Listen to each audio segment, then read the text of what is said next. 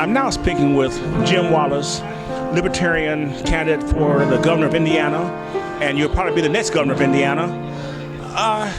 Jim, okay, how long have you been in Fort Wayne, and what have you done since you've been here in Fort Wayne? Well, I'm originally from Indiana. We came in this morning to visit with a lot of the community leaders and reacquaint ourselves with Allen County and Fort Wayne. And it's been a cold day, that's for sure.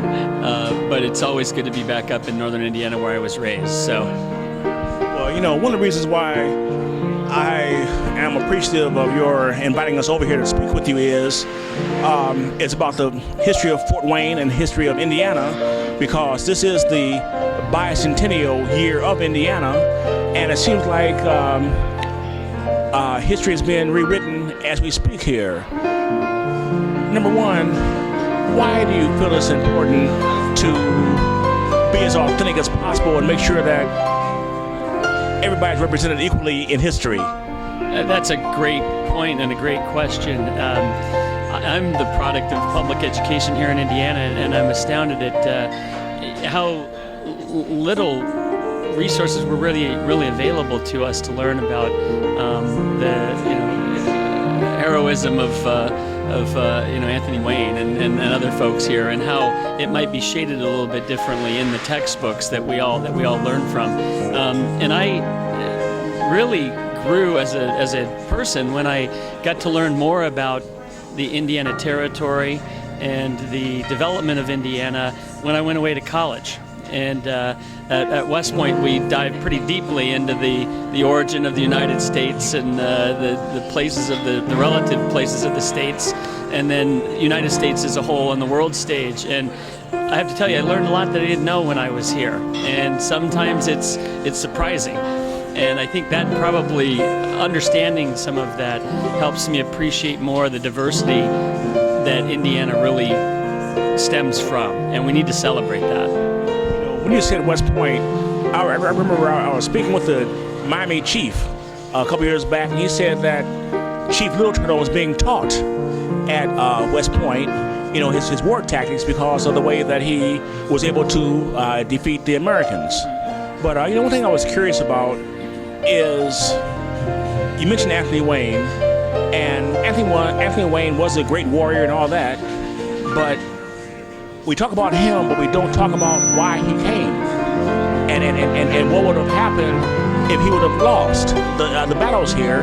Because what I've found out so far is, if he would have lost the battles, we might be part of Canada right now, or we'd be speaking French. Sure, that's absolutely true, and I know we were sharing some of these comments before the recording, but the position of Fort Wayne in kind of the Great Lakes territory as a trading post and a point of jumping off, if you will, used by the French, used by contested by the Indians, the Native Americans, as well as the British, figured prominently in American history.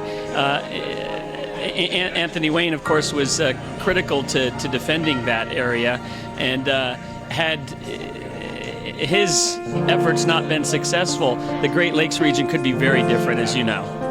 But more importantly, they didn't have oil back then, but furs were equal to oil, and I know that the furs came through Fort Wayne here, to go back to Europe.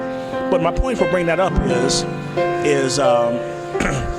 the wars, were the bloodiest wars in U.S. history fought over Fort Wayne, and we're hoping that, especially during the Bicentennial year, that the history be told, but the history right now is being ignored by Fort Wayne people and Indiana people, and all you have to do is just read and just Google the battles, and the numbers speak for themselves. Right. No, that's true, and battles like popularly referred to as Harmer's Defeat and whatnot, as we've discussed, are pretty bloody and pretty. I think the first and the third greatest casualties were recorded in those battles, and we need to know that. That needs to be part of the Indiana Bicentennial. I have to admit that my knowledge of that was limited to what I learned in the 4th grade Indiana history class. That was the only exposure we had as I was growing up. But I think it's important that we learn more about that and know all about our Indiana history. because it helps make us better people. It helps make us understand the plight of those that we displaced, as well as our position in the importance of the development of America. Well, what I've found out is, from interviewing different leaders around Fort Wayne who don't like talking about the history of Indians, talking about the history of blacks, because they feel like it's a conversation non-starter because they want to be inclusive. And I always ask the question, if we're going to be inclusive, how can you be inclusive of these new people here today without rectifying what happened years ago? Let's address that, because it's almost like putting a Band-Aid over a cancer. We need to tell the whole story. Absolutely. I believe that to really be able to relate to the experience of others, you need to understand that experience. And so if we don't understand that, if we don't really research and synthesize the Indiana history, we'll never be able to be the inclusive state and hospitable state that we want to be. And so it's important that we push through those natural barriers that might be embarrassing or might be a little bit challenging to discuss, and have those conversations so that we're all better people because of that conversation. Now, the actual bicentennial date for Indiana, I believe, is December 5th or December 12th, coming up here. And by that time, let me see, at what month will you be taking office? Will you be taking office in February or this year? The election will be November, and then the term succeeds from the November election on. So the actual bicentennial celebration will occur probably this summer and on through the actual bicentennial of the state's admission in December. Next year there may be some additional celebrations and recognitions from that, but most of the bicentennial will occur this year. Okay, what I'm driving at is in your state address, once you take office, how will you use that as an education opportunity, as a unifying point? Because a lot of people feel that education is unifying, and because the dumber you are, the more apt you are to be separate. Yeah, no, you're totally right.